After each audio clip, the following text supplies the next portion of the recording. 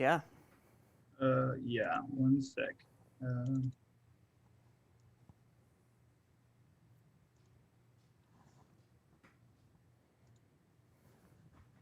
okay.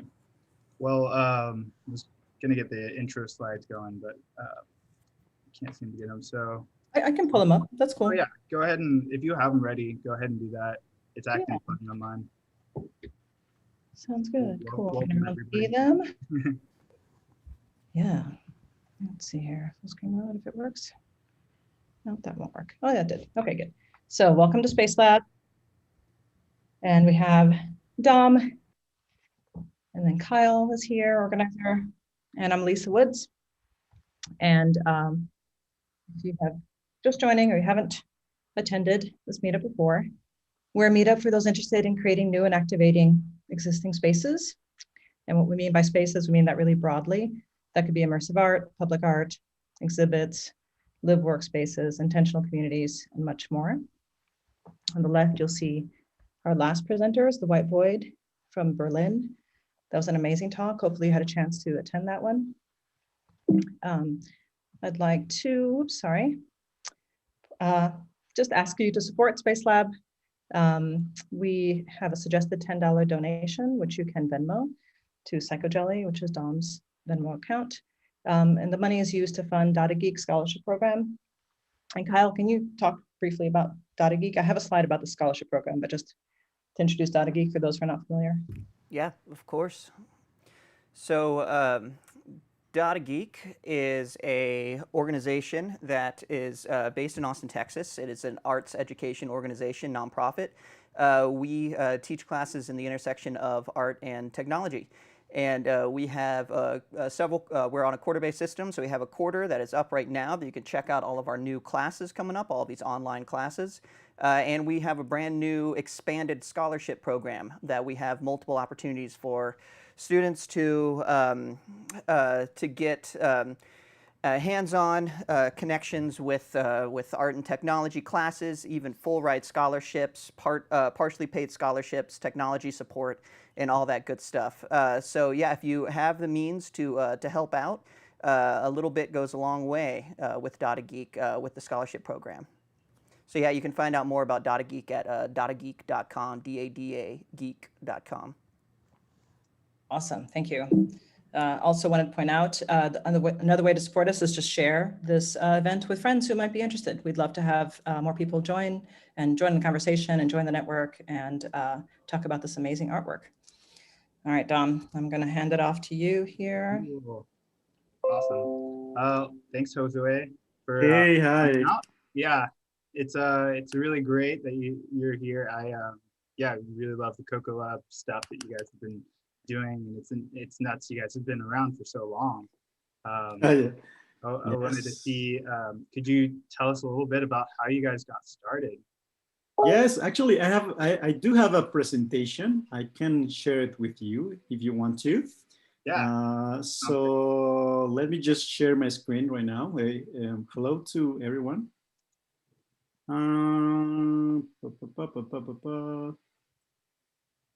I guess right now, right?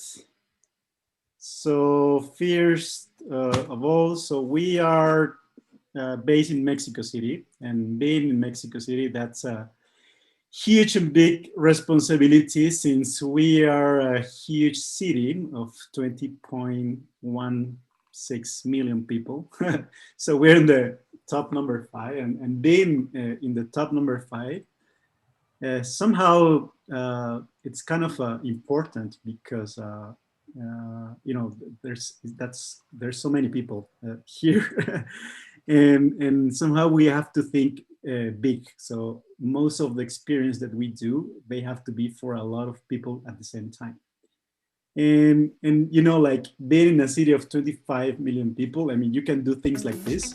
You can easily break the record Guinness of most people on the street. Like guys don't know, like we own the record Guinness for most people dance thriller on the street. Because I mean, like that's how it looks like when people agree to something and they just go out in the street and start to do some stuff together. And that's kind of like the energy flow that we are holding in the city with so many cultures. So I mean, and because we're in a big city, we like Cocolab, it's I mean, talking, I mean, even after COVID, we still a lot of people. Like before COVID, we were around 100 and something, like 120 people in the space. Right now, we're about 90. So we were kind of hit by the COVID, but lucky for us, we had some previous contracts. Most of our projects they tend to be like very long, like for a year, 6 months, 2 years. So they're not short projects. So that's kind of like very kind of like interesting thing that we do. So most of the stuff that we do, this is how our project looks currently. So 1% for projects currently they are like wait, because I don't see my mouse and I wanted to see what I'm going to show you here. Yes, 1% of our projects, there are 9% of our projects are installations. Most of the stuff that you see online from the stuff that I'm going to show you, they are based on art. And that's kind of like our innovation part of the studio. 10% of our work are shows, and 80% they are cultural immersive experiences, which I'm going to tell you in a little bit what it means that. And 1% of our projects that are commercial projects. So we kind of barely don't have any commercial projects. Like we don't do much stuff for brands. And you probably were asking like, how do you guys survive? Like, how do you guys, there are so many people doing all this kind of stuff, but not doing commercial stuff. And I'm going to tell you a little bit like what changing in our current view. So instead of having just private clients, that's kind of our past. Right now we are making a new model where you are our client. That's kind of our future. So we're not there yet. We're going to be there yet. We're going to be there in a couple of years or in a year. We hope so. But that's what we're thinking to do. So one of the experiences that we're testing at the moment is this is about a Mexican artist called Frida Kahlo. So the thing that you're seeing was kind of like a test in our offices where we're testing how to build immersive experiences using our own culture as a powerful, like source of provide us with enough art and enough kind of like content to give it context for the audience, like to bring the past to the present to a new format. And the ability that this technology gave us now is helping us to do that with our past. So I wanted to explain you a little bit more about our purpose and the things that we do. So we kind of think that we exist to inspire people. So most of the experience creating, we want to inspire people, and that's kind of like our purpose in life. That's what we wanted to do. So let me talk to you a little bit more about inspiration, like how we see inspiration. Like, so let's think a little bit more about inspiration for us. Or if you think for a moment, like when you think about something that inspires you, it's something that kind of like freezes you on time. I don't know, like when you see an image on Instagram, when you scroll down content, when you see that part of the content, somehow you're kind of like frozen on time. You're kind of like seeing all these kind of something that makes you breathe, makes you kind of makes you feel inspired. So inspiration can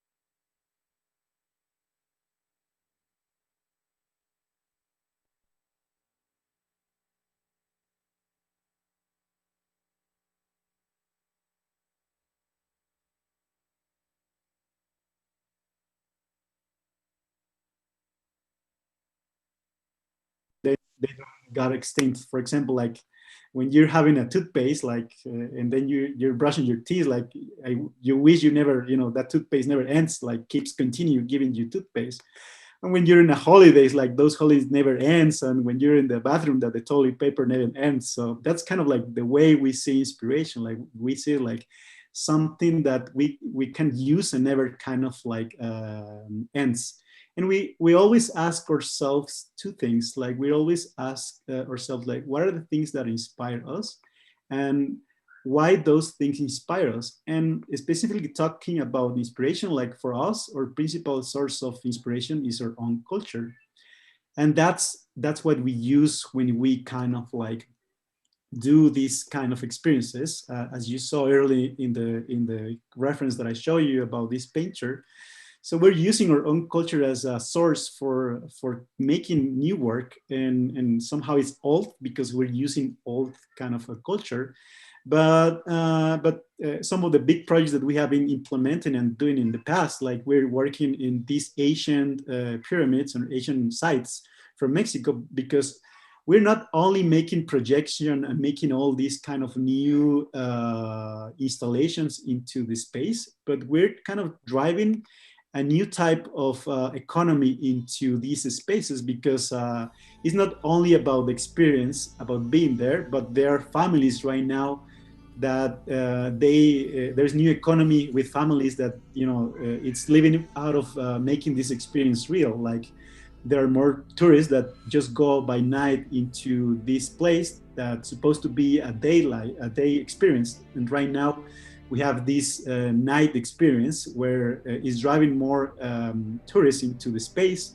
In consequence, they are putting more families into work, and they're driving a new economy for those spaces. And right now we're working into new archaeological sites, and we're making all of the experience about how a person should like walk into these sites and make them feel like they were in the past, and make them feel like how they were supposed to be. Are you following me? Because I don't really see you, but Oh yeah, this is you're following. Let me know if I got caught or something. So we don't invent nothing new. So we just kind of like use our resources that we have at our own disposal. And I'm going to show you something that I really think that's kind of like the biggest invent in Mexico City. And I always put this example because for me it's like the best example to put it, what is the greatest invention of Mexico City. So I wanted to meet the most revolutionary invention of this century in Mexico City. This is something crazy because it's changing families right now. It's changing the economy in the city. So this thing that you see here, it's the torta de chilaquiles. So that's kind of like the biggest invention of the city, of the space that is not, I mean, is using the actual resources that exist there. So they're using the same tortilla, but it's fried. Salsa, cream, beans, onions, bread, fried chicken, cheese, same thing that already exists, but they're making something incredible new, and people tend to wait until 45 minutes just to put their hands in one of those torta de chilaquiles. So that's kind of like interesting because it's kind of like the same resources that we have available, and something that we always think like, what it makes something new as well. Like when you think about some stuff new, I mean, kind of like have those three things, and one of those things are like, it's kind of like based on good ingredients. Like you have all this bread, fried tortilla, like everything that you, and the tools where the thing that you use to cook all of those ingredients. But a good concept in this kind of concept that I show you, like it's kind of like a portable lunch that you can take anywhere, and it's kind of very good for having it. That's kind of like make something new. And I wanted to show you one of our projects, using all of these kind of thinking and perspectives. And this specific project, it has something more powerful and meaningful because we're taking all of those concepts into another level. And again, we're not using anything old, anything anything. We're not using. Sorry, we're not using anything new. We're using stuff that is already being new. And when you think about Mexico City and Mexico in general, there's a lot of contrast, right? Like they are spaces when there's like a single street, and they can divide that, you know, like poor areas between rich areas. So there's a huge contrast between rich and poor, and also between the violence that exists, and that's kind of part of our reality. And one of the things that I wanted to show you with you is like this project that we haven't done in collaboration with one of our friends, which is called Pedro Reyes. Like he had this friend in the Mexican army, and he was asking him if he can use that our weapons or guns that were like taken from the drug cartels to use them into their artwork. And they say like, yeah, sure, of course, like we're taking all these guns, so and I want you to use that guns for your artwork. And he took those guns, and he was taking out the sound out of it. I don't know if you guys can hear that. Can you hear? Yes. Yeah, I can hear No? it. I can hear it. Wait. Yes. Yes. Okay. So this is, for example, they're taking the sound out of they're using, you know, like all of the guns that previously were, you know, like thrown away to create guitars, to create clothes, to create new kind of instruments. And somehow we were working with Pedro in this new project to make another kind of a different project, which is called Disarm. And Disarm, it's kind of like kind of a project which uses all of these weapons again, but it's kind of like in a form of a robotic band. So what you're seeing here is just a project that it's kind of like the combination of the good ingredients, tools, and concepts, and then we're creating all these band created from all of the weapons that were that used to belong to the drug cartels. So when those weapons arrived into offices, they were in different colors, and you know, golden weapons, silver weapons. They were like, you know, like somehow we were making like an exorcism to those weapons, because when you see this installation, it kind of makes you smile. Like you think like, oh wow, that's not what the weapon's meant to be. Like you're changing and something that it's meant to destroy to make life, to make joy. You know, you're changing the polarity of these things right now. So that's kind of like the way we're trying to approach into the stuff that we do. And we kind of like do very deep into our concepts. Like, oh, sorry, there is Siri right here activating. So let me just turn this off. wait. Whoa. Ah. Sorry about that. Oh, when technology takes I'm over. stuck in this, not able to click here. Wait. Sorry about that, like but poetry. I'm just, whoa. It doesn't let me go out. I'm just going to go out. Whoa. Damn. Oh, this is funny. Whoa.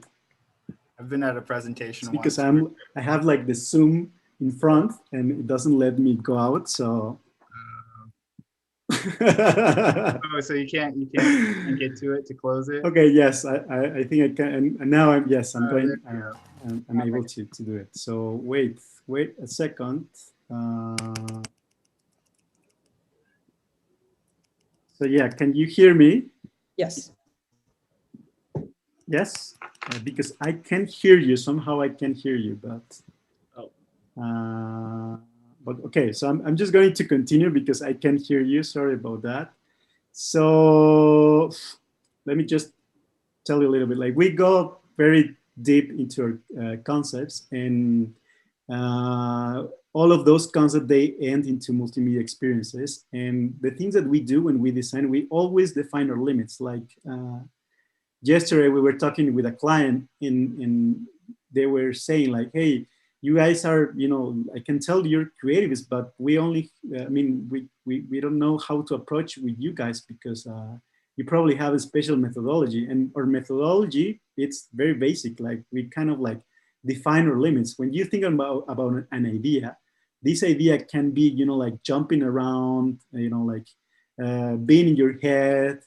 The moment you put a limit into that idea, it kind of becomes more creative. Like the moment you create that idea, with boundaries, it becomes very powerful. It becomes something that it's more kind of like deep in the way we do. Like think about for a second with Instagram or with Twitter, like people tend to be very highly creative with only, a frame of an image or 140 characters. Like the most you have limits, the most creative you become.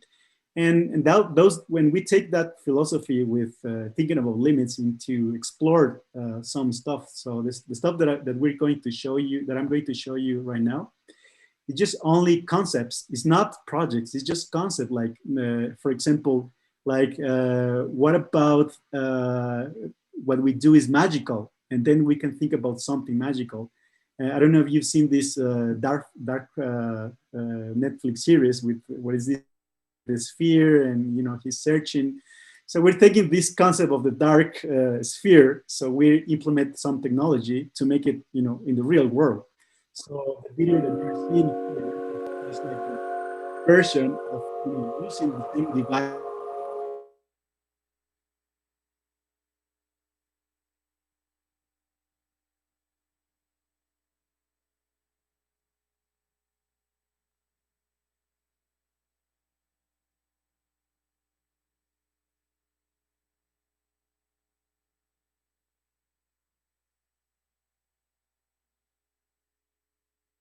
Did we freeze out?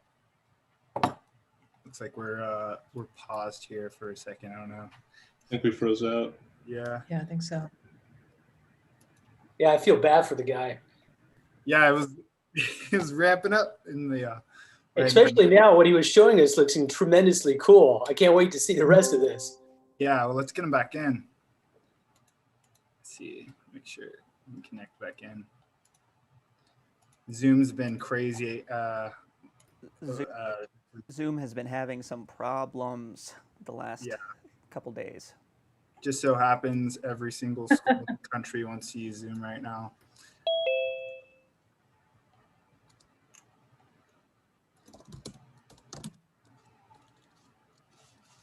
Let's see.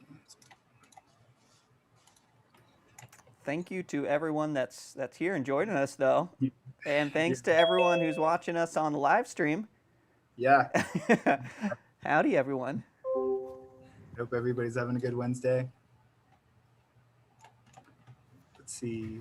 That was pretty good, Kyle. Were you a disc jockey in a former life? You held it. Sure. Yes. Yes. I would like to say that I was. Oh, Kyle, I didn't know I could unmute. It's Oh, good to see hey, what's up, Harvey? How you doing, man? you. Yo, I'm doing well. It's Yeah. been some years. Good to see you, man. Yeah, great to see you. I didn't know you were involved in all of this. Dom just invited. Nice. Yeah. Yeah. Yeah, it was 30 minutes ago. I was like, hey, dude, you should jump in. Yeah, it's awesome. It's good to see you. Harvey, Have to catch up sometime. Harvey, the last time I saw you was at Mutech. That's right, San Francisco. You had a CRT screen on your shoulder, Yep. and That you one. were performing in front of a crowd, Yes. which I think you started back 10 years ago when we met at SAIC Yeah. in real-time class, which was Mhm. kind of like a pivotal moment for both of us. I know, right? But yeah, no, good times, man. It's great to see you again. Yeah, it's good seeing you. Maybe, while we're waiting for him to check back in, someone could tell me about the group. I know this is, Oh, yeah. Dom was just, Yeah. I missed the intro. I don't mean to repeat so yourself. Space Lab it's an Austin-based group where it used to be the interactive installation meetup group. And then it took a bit of a pause, and then we ramped it back up this year. So we've been doing a lot more presentations. And since like everybody's got to stay at home, we figured we'd do a little bit more international and less local artists to talk. So yeah, it's been like a monthly thing. We brought in Oh, that's nice.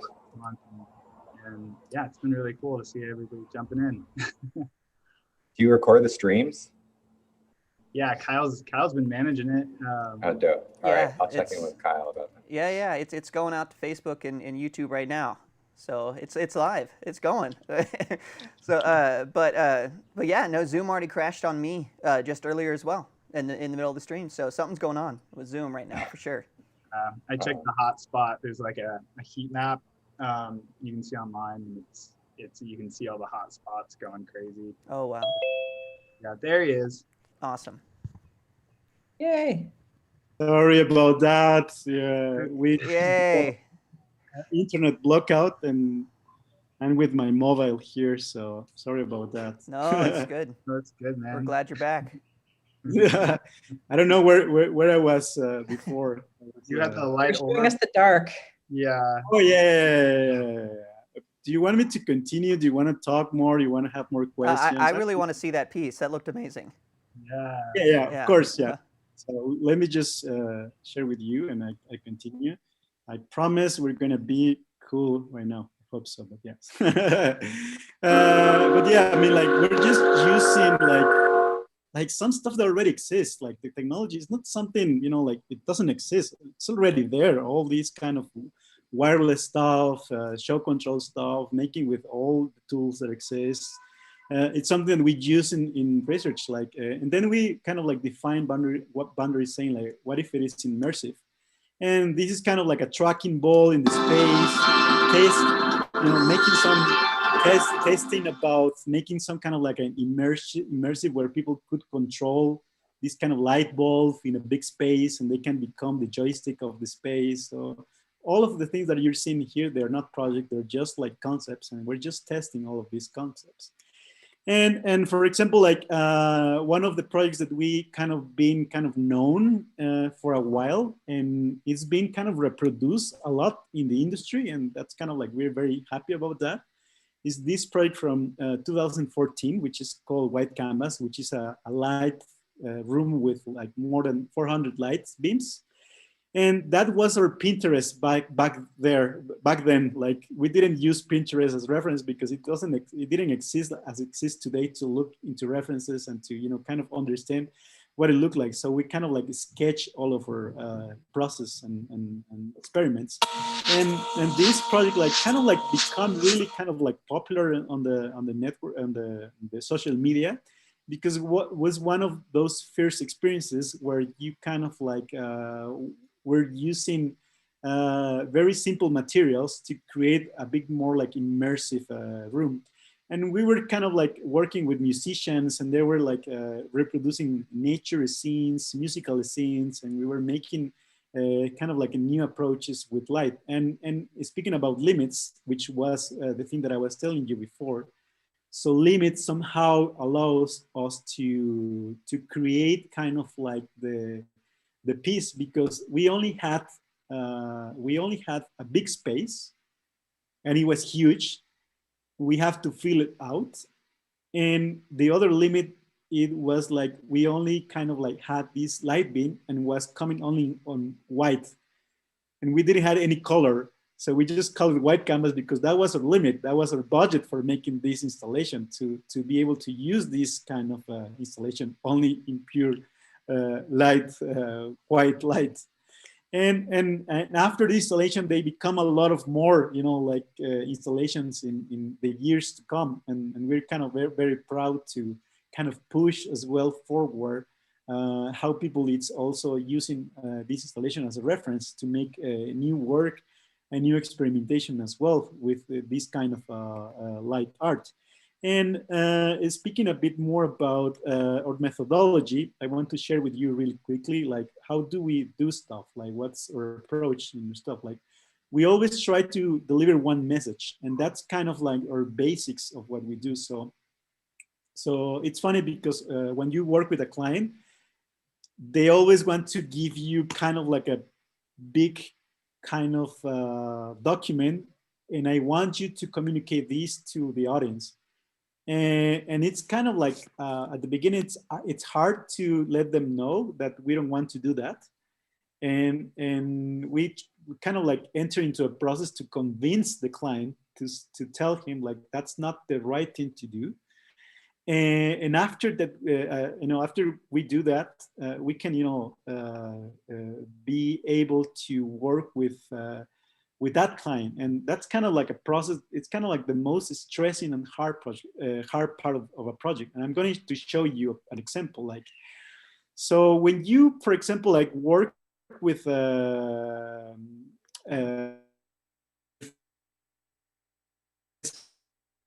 messages, people tend to, lost in a lot of messages at the same time.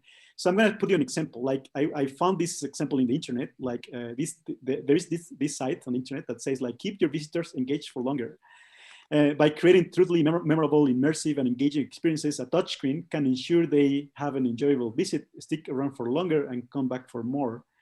And you're letting a touchscreen to all the responsibility for your audience to come back to your experience.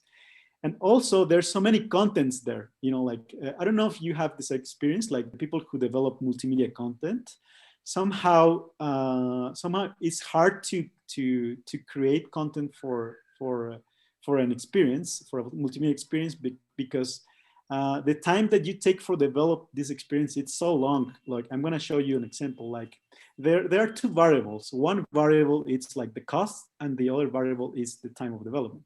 So in one side, it's more like high in cost and more, longer in time. So when you tend to develop experiences with multiple messages, somehow they are located right there. Like, they tend to be in a higher cost because you have to, hire more people. You have to, come up with a lot of time of development. When you work in experiences with only one message for your audience, tend to be a bit because you're just focusing what you want them to, the audience to experience. And the same part, I think, happened with the part of engagement. So I don't know if you notice, but right now, the things that I notice in the exhibitions or in the multimedia experience, when people tend to, use these kind of like methodologies for, letting all the experience to a touchscreen, they are kind of like, they put less effort in trying to be involved in the content. And also it's not fun. Like they just go there, and probably as a developer, you spend probably as a month developing this touchscreen with all of the content. And the people probably spend like 1 second to touch, and then he left the experience and he didn't have any kind of experience, versus experiences that have one message, which tends to be a bit more fun and more engagement. And I want you to put an example about this with an actual project. So when we kind of like receive an idea of a project, they give us this, like they give us like a white canvas again, like nothing, like something that it's kind of like open with nothing there. And for this specific project is like an exhibition about the energy. So there is this new museum that they want to do an exhibition about energy. And after they give us this this exhibition, like we work in the message. So I mean, for part of the project, like energy is in constant transformation, we have to kind of like yes, Can you go back yes, one sentence? yeah. So I don't know. Yeah, I think you dropped out, so I wanted to make sure that everybody got that last sentence of what you said. Yeah, so basically that was kind of like the one message that we worked for this exhibition. So energy is in constant transformation. And based on that message, when we kind of like, I mean, getting into that single message is very complicated and it took a lot of effort. And for example, like the work in our process, the way we work, like we kind of like use all of these models and we kind of go back to the basics. Like we don't use technology right away. So basically we work, with our hands a lot. like in a very kind of architectural way. So kind of like we explore like the plasticity of all of these materials, the space, the sizes. Like we tend to kind of like, you know, like experiment, explore, and then we kind of like jump into more about iterations about how we can explain the idea of the energy transforming and moving. Maybe we could, you know, create the space that could, you know, have this floating energy inside. And then we can create the idea of the energy that is floating and moving with light and all these transparent canvases. But again, we're just still kind of thinking about how we're going to explain that. And after we do that, like we start making and building kind of references of sculpting physical stuff that kind of got together with the digital world. Like in this case, like we're building like a torus as a sculpture representing the transformation of the energy and the moving of the energy, or a sphere as a representation of the earth or of the atom that's also like moving in the energy, or a transformer, which is a representation of how humans transform the energy in the actual world. And then we start to build all of this stuff. Like we always think like creating physical stuff into the space and not make it 100% digital, add something very interesting. So as you can see, the space is huge. The way we have to build stuff is huge. Like this is kind of like another part of the process where you test a lot of the technology that we're going to use, and then we kind of like scale all of the models, scaling this model right now, because we just jump into for being in a small scale into a bigger scale, so we can start to explore more about the space. And as you can hear, we're kind of like taking all into the actual, you know, project. So this is kind of more like a finished type of project. So we're trying to deliver this message, the message of how we can create the idea of people becoming the energy, how people can be able to transform the energy. And we use the idea of using a city as a representation of how the energy is being used to ourselves nowadays. So we're kind of using a different type of interaction. As you can see in this picture, this kind of like a rounded circle, it has a lot of technology in it. So we're using a bracelet to capture the energy from the people of movements into the space. So those are early concepts we're using, how we can translate them from the people to energy. So they are someone that is in front of the screen, and they're moving and they're becoming the wind, and they're, you know, processing the energy. And as you can see in the right side, they have this kind of like energy bar where they're collecting the energy, and you know, these other concept as well. You know, they become in water, and they're, you know, creating the water to become energy. And I'm going to show you. This is kind of like a more kind of like a more advanced process where people are, you know, becoming fire. They are creating energy with their movements, and they're using the bracelet, as you can see in the video, to collect that energy, to grab that energy into their selves. And then they're putting this energy into transformation there, and they're putting the energy into the media that it's in the. So they're kind of like these kind of interactions that we're doing to create all of these kind of ways to people to create interactions at the same time. Probably lost for a moment, but I'm back. So that's kind of like this is more advanced stage process in the experience, where we're seeing how people are exploring the space, how people are, you know, like all of this kind of transformation of the energy. And then we have like the beginning of the Big Bang.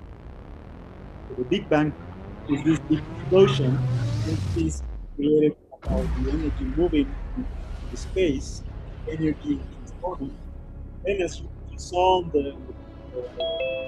all of the references that we were using, so we have these one canvases that they were creating all these floating galaxies in space, and we're creating all these kind of elements like water, air, this kind of, and after we're like showing this to them, they're using interaction to get involved more into experience about how they can transport the energy and how the energy can transport using their bodies, using their bracelets to collect the energy, driving this energy, taking from one part to the other part. And there's so many technologies involved in this, to get into this stuff that we're showing some robotic canvases that moves by them automatically. We're creating a lot of technology to drive a lot of those things, and basically, so part of our creative process as a kind of like a resume that I wanted to share with you is like, how do we come up with good concepts? So basically, coming up with good concept, it doesn't start by looking at Pinterest. Like, it doesn't start by looking references. Part of the way we use this type of methodology is kind of like we kind of like hacking our creative processes, and we're kind of like nerds into the way we approach into hack our creative process. And I'm going to share with you kind of like a very kind of like synthesis of how we do it. And the best way I explain this is by using a process by a friend, which is called Alejandro Masferrer. And the first part that we do, it's as you can see, this circle kind of for us represents the gathering.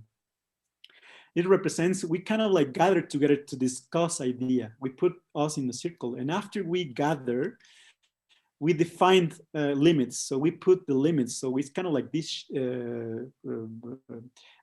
shape that we are defining the limits. And after we define these limits, we explore that ideas.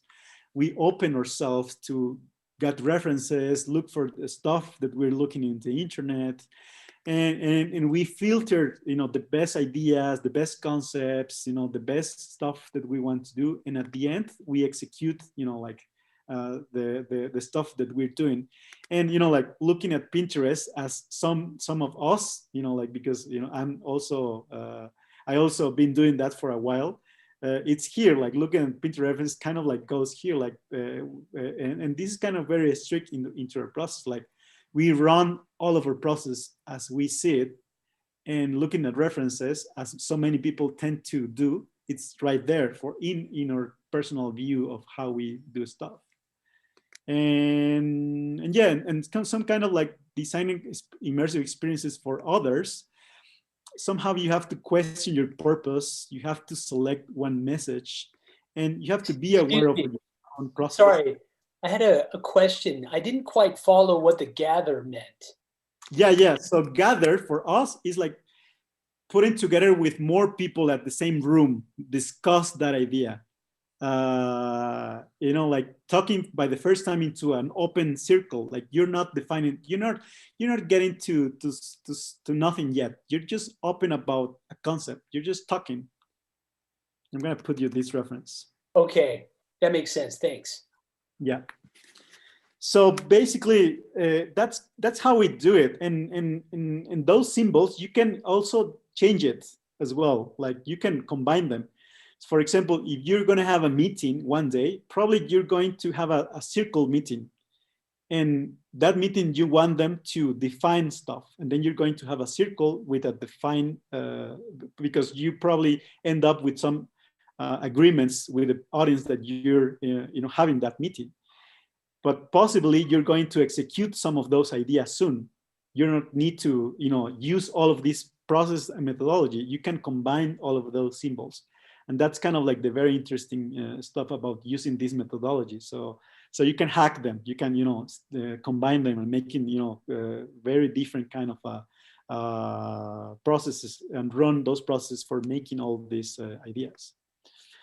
So yeah, so that's kind of like the end of the of my talk, and I hope it makes sense for some of you. And I'm very sorry about my English because it's not that good, That's but I been don't know if some of the stuff that I share make any sense, or it's it been brings awesome. a little of Yeah. something, or somehow I don't know if you had more questions or anything. Please feel free to ask them. Yeah, we'll open up. If anybody has any questions, feel free to jump in, or if you want to throw them in the chat, go right ahead. And if you're on Facebook, I guess we can see if we can. I guess if you comment, we can read them out. I'll go ahead and jump to the question. Sorry, go ahead. I was gonna say that I had one where, like, looking at your portfolio, and I guess when I first encountered y'all, I was working at a company called Meow Wolf, and y'all had a kind of a deal set up to work with them. That's kind of when I first encountered your work. And it seemed like at that point, a lot of what you were doing was like very heavily focused on projection mapping. And now kind of seeing your portfolio evolving 2 years later, it seems like a lot more kind of like construction of like physical objects, like that kind of blowing fans project has kind of entered into what you do. And I kind of wondered if you could talk a little bit about how that whole process evolved. Yeah, so for example, like that you mentioned, that's kind of like a company that hired to us to offer one shop that can deliver you a lot of the experience together. So let me put you an example. So I'm going to share with you again something really interesting, because I'm going to show you the way we work in digital world. Okay, the way we kind of like work together in a COVID era. So right now we were doing this before COVID, but right now everyone is in their house. Somehow it's really useful for us because it makes us rethink the way we work again. So I don't know if you see my screen right now. Yes, you're seeing my screen, right? Yeah. So even when we're working for a client, let's say we're working for forever, so kind of like work a lot in a very deep, as I show you in the concepts. So what you're seeing here, it's in Spanish, of course. So we're working a new concept of making some kind of experience for kids. And then we're trying to, like get deep a little bit more about the concept of working with nature and kids, and how we can be able to create a more conscious experience for kids using technology and using different references. And then, like kind of like have a bit more kind of like similar methodology to cinema somehow, because the work that we do as designers, multimedia designers, it's kind of new. Like, for example, cinema and radio, they have hundreds of years already in developed, right? But the work that we do, kind of like new in a way, stitching different technologies at the same time. So the more similar process, it's kind of like cinema, where people can at the same time they kind of like make the references. If you want to design an experience, probably you might be able to design, step by step by touch point, what this person is gonna do. They buy a ticket, for example, when they show like a card, or when they have an application for that. So we're kind of like designing all of the phases, like when people arrive into the experience, do they take out their shoes or not? Do they watch a film when they once they arrive there? Is there something that the people that they receive to them, and like so on? And I'm going to show you a bit more like how it looks a project when there is like a more advanced concept. So all of this that you're seeing, it's like we're seeing different teams working at the same time, working different variables for the same project. So you can see here there are some publics for the same project, but kind of like we're kind of like creating all of these kind of documents that they are just design documents. And those documents tells you a lot of the experience, not only the projection mapping. It tells you a lot about the materials. It tells you a little bit more about the fabrication, about how those materials should look, how those materials should have. No, we're downloaded the document because it's a huge document. But just to give you an idea of how we work, so this is how we work. Like we work very in so many details. So from the fabrication to the end experience. And I think as a complete studio, so we have to be responsible for the whole experience. Even from the moment, we want to make responsible from the experience, even when you buy a ticket. So we're trying to get into that now. That's kind of like the new economy that we're trying to do. So in our future, as I was saying before, one of our near future that we want to take care of all of the experience from the moment you probably go into a website and want to experience that. I don't know.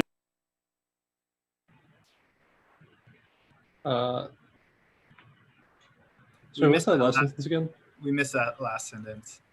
I don't know if it makes sense what I'm doing. So we're kind of like, we're a company that in terms of design, we have to take care in all of the environment, because it's not about the technology, it's about the experience. And we want to make sure that the people have, the correct experience from the moment they, become immersed into that. And immersed into that for us is not just about entering into the space. It's, there's kind of like a phase where we call it like the pre-experience phase. Probably with the parking lot. The parking lot is an experience. Like, does it have a sound or not? Do they hear voices or not? Like, that's the whole experience. And after, like, are you gonna end the experience just by building an immersive room, or what do you want them to give something to, be able to activate something when they arrive home? Because for us, that's kind of like the way people will become more kind of like, not engaged, but kind of like, we're trying to do more experience that kind of like extend, not just, like have that moment of happiness, but extend and make them come back, or make them tell someone or a friend to say, like, hey, have you seen it? This is crazy. You should go. Yeah, that's awesome. That reminds me of, like, you kind of have to, you can't, it's not like a movie theater where you buy the ticket and you just go into the theater and you get the story, because you have to almost prepare somebody's mind for what they're about to go into as far as a narrative. And there's so many things between the parking lot and them going to that environment that could change the way they experience that thing. So you guys, by making sure the parking lot and then making sure the lobby and everything works in that way, to make sure when they get to that story, it wasn't just about the story, but it was about how they got there. Totally. Well, I don't know if I was too fast, and I'm really sorry about my connection problems and issues, but no, it's all this stuff is super awesome. The amount of dense information that you're giving us about how you go through about a creative process, not just through the technology and materials, but through the figuring out of the actual idea, making sure that idea is pure. I think the technology is gonna help you, but it's not gonna help you. At the end, you need to give them, because the thing that is going to make you become more innovative in a way, the thing that is going to make you more new, what I was saying, like, it's not the technology, it's not which technology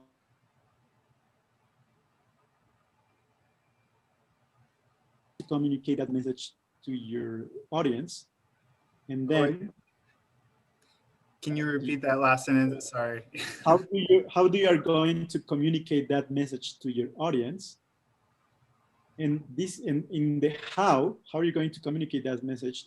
Then you kind of like will be thinking about the technology, but not, not before. So when you're thinking about, okay, I need them to communicate this because that's the message that I want to deliver, that when you become more creative, because you kind of put yourself into a more kind of like moment where you're trying to achieve something that seems to be impossible, and then with the technology you making things that seems to be impossible possible, because you're making magic in a way. That's awesome.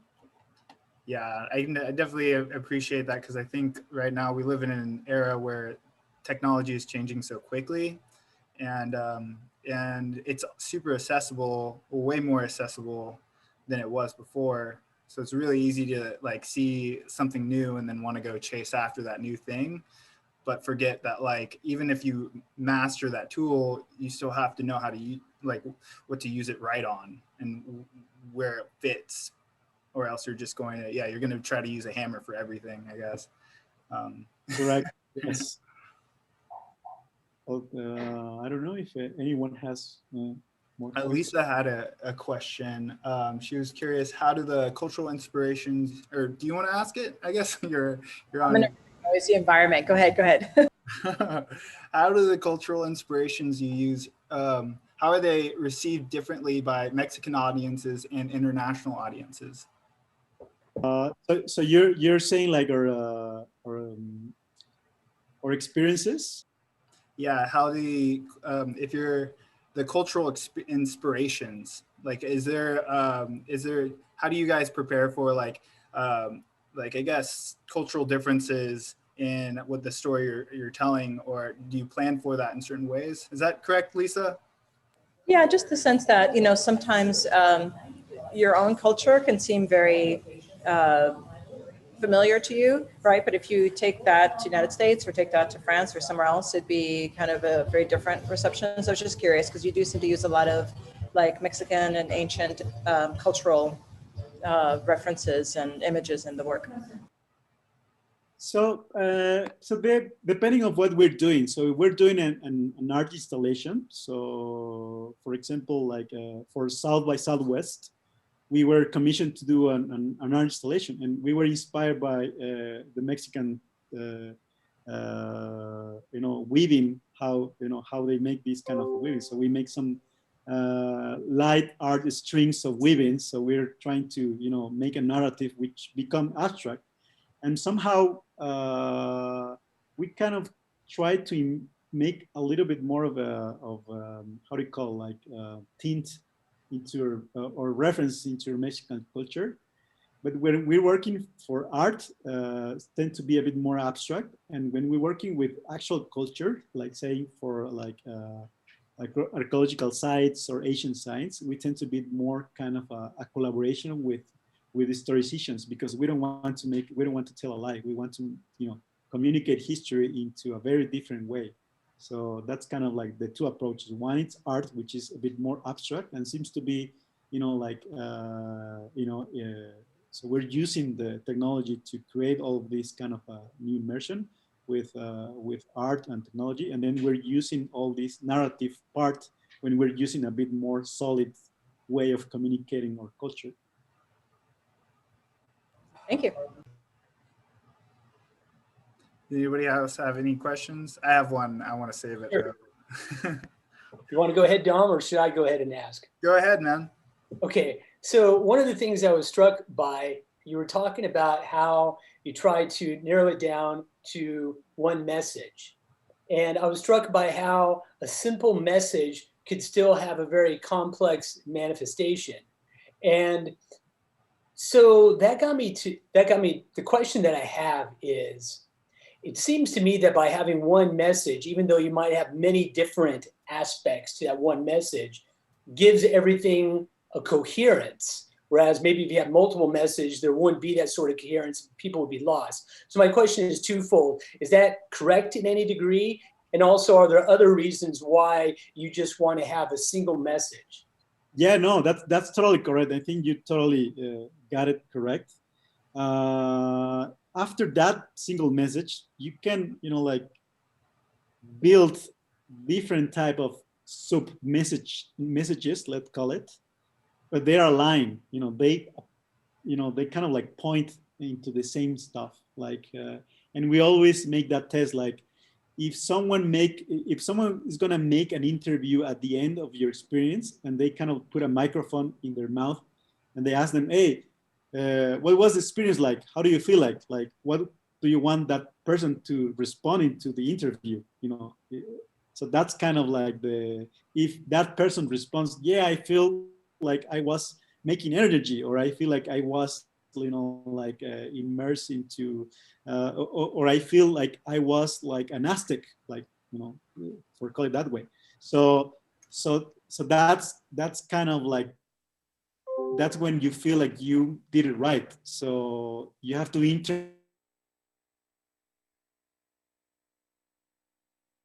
going to interview randomly someone in your experience. What do you want them to respond to that question?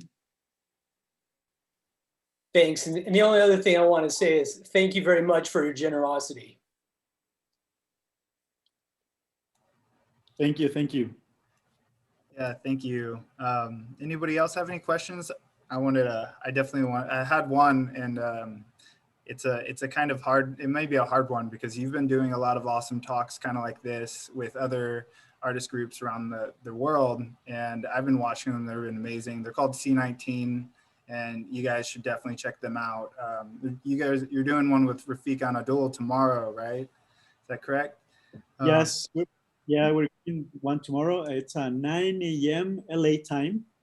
Cool. That's awesome. Yeah, I was curious what the what's been one of the most like mind-blowing like things that somebody has said like in one of those talks.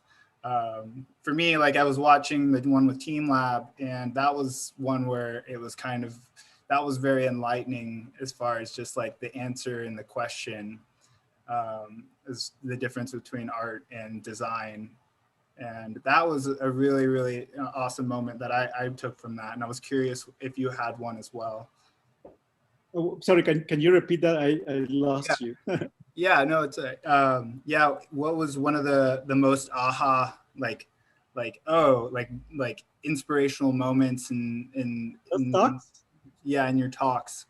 With our industry, I mean, it's funny because we share a lot of philosophy similar with Moment Factory, and we also kind of like as well with Team Lab, of course, because you know when they're talking about their own Japanese culture, it's kind of like similar what we're trying to do as well. Like they're trying to put them own culture into their own kind of like digital art way of seeing stuff, and kind of like was very impressive for us, like seeing like this concept of like an infinite way of knowledge that it's there, exists, you can use them, like you should look at it, because in our case, in our culture, we have painters, we have artists, we have all this Asian stuff. We could use it right now, and nobody is using it right now. We can do it, and then we can create like art. We can create immersion. We can create some stuff. People will be there for sure, because it's kind of like a something that exists in their minds. It's kind of like something that people feels like secure in a way. Like it's a known paradigm. It's something that it's known, so it's there. You just have to put a different format to see it. And as I said before, like cinema, it's been for a while. Ourselves, the way that the stuff that we do, multimedia stuff, is new. Like the ability of computers to render content in high quality, to create projections at the same time, it's just a couple of years. It doesn't have 10 years. Like the ability to create all this multi-projection stuff that we're seeing right now, it's just for a few years ago. It's not old. So it's a new kind of like, so probably if we had this talk in 50 years, could be different. Like probably it's already been set. So we have the ability to reshape what's going to come. So we have the ability to reshape the new multimedia experiences, how they're going to become in the future. Yeah, I can totally, I totally see what you're saying there too, with like taking from what already exists, because we are like, this is a very experimental time for the immersive and interactive world. and in a good way that like means there's like, yeah, there's no rules and people can do whatever they want and create their own language out of it. And in a bad way, it's just you have to try extra hard to find what is like universal. And there's certain things that already exist out there that you can pull from. And I think Moment Factory, one of those things that I think they did recently was like the drive-in experience. I thought that was really cool that they took a drive-in theater, movie theater, like that is, those things are becoming really popular right now, of course. But they created a light and sound installation all around it. And it's just adapting what they already know how to do into something else that's been around for decades. Yeah, I think those are the kind of things, once you get your head out of the tech, you're kind of like, okay, well, like, how can I communicate this message to a wider audience and put it in new perspective? That's really awesome, though. Thank you for coming out. Yeah, I'm sorry about my technical problems. Oh, no problem. We're all dealing with the situation at hand, and that's kind of one of the beauties to it. You find little moments. We just went into a storytelling mode and said hi and hello to everybody again. So. Hey, hi Harvey. There's someone there that I know. Yeah. Need to answer your email, by the way. Well, I'll post some of the videos that you brought up in your presentation that are on your site for everybody to check out. And I really appreciate you for taking the time today. And thank you everybody who came out today. Can I actually ask the last question real quick? Go ahead. Yeah. Okay, I was just curious about your past and how you got to where you are right now. So I studied communications, but in my university, communication was more focused into radio, into being a radio, how do you say, like a commentarist, like a entertainer. And also I kind of learned how to edit cinema, video. And when I finished university, I was really kind of like kind of screwed, because I said like, damn, I didn't learn anything. I just learned how to edit a video. And that's kind of like my most basic knowledge of working. And I mean, I like the technology since a long time. But I mean, no one showed me the path. Like, and my classes of technology in my school were like PowerPoint, Excel, and at that time that were my classes of technology.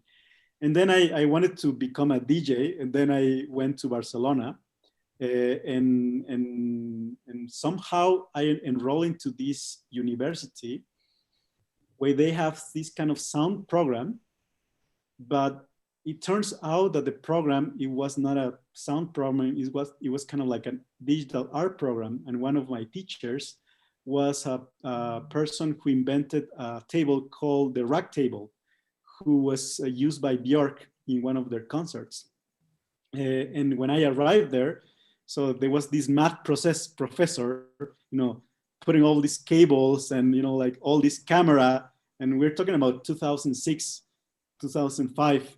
And, like putting all these elements into the table and lighting up the table and making all these real-time graphics. And it was blowing my mind. And I was just dropping all of the DJ stuff and saying like, why should I become a DJ if that's the future? Like, that's kind of the thing that should exist. Like, it didn't exist technology as we exist today, as for example, as an advertising way. Like, it was not a business at that time. It was just pure art, pure experimental stuff. And after that, that was kind of like my path into, getting immersed in Barcelona. Then I came back to Mexico. I met one of my partners who used to, have this big company making multimedia stuff. And he was very bored about doing all this kind of like work for brands. And then kind of like got together, and that's how it started somehow. So yeah, so that's kind of like the background, and mostly my background, it's like self-taught way of learning things. Like I in my case, I have a daughter of 2 years and a half, and after she got to sleep, or I put my sleep, or my wife put her to sleep, and I'm like very driving to learning stuff, and then I put in my computer and I start to say, okay, what I'm going to learn today? Okay, I want to learn to do these things, and then I make some art for myself, and then I push these kind of processes into new technologies to my team with tech, so they are better for me into programming. So I'm not a programmer, I know the basic stuff, but they're way more better developers than me. So that's kind of like the stuff. Out of curiosity, what language are they programming in? Oh, well, most of the software that we use, we're using Touch Designer, we're using BBB, so C#, or if they're using Unity, or Python if they're using Touch Designer, or C++ if they're using Unreal. So they're kind of like different languages. So, or if they're working with databases, so PHP, or they're making a website or a mobile device, or different type of languages depending on the type of stuff that we're doing. Got it. And how many people are on your team? So COVID or pre-COVID. Right? So after COVID, so we're around 80, 90, something like that. 80, 90? Yes, because Oh, most of the team, so that 80, 90, that spectrum, they are people that work in projects, and they are like another 70 people that they are like the fixed kind of like base. So we're a lot basically. So yes, we're a lot of people in that in the studio. Yes. Oh, okay. Thank you.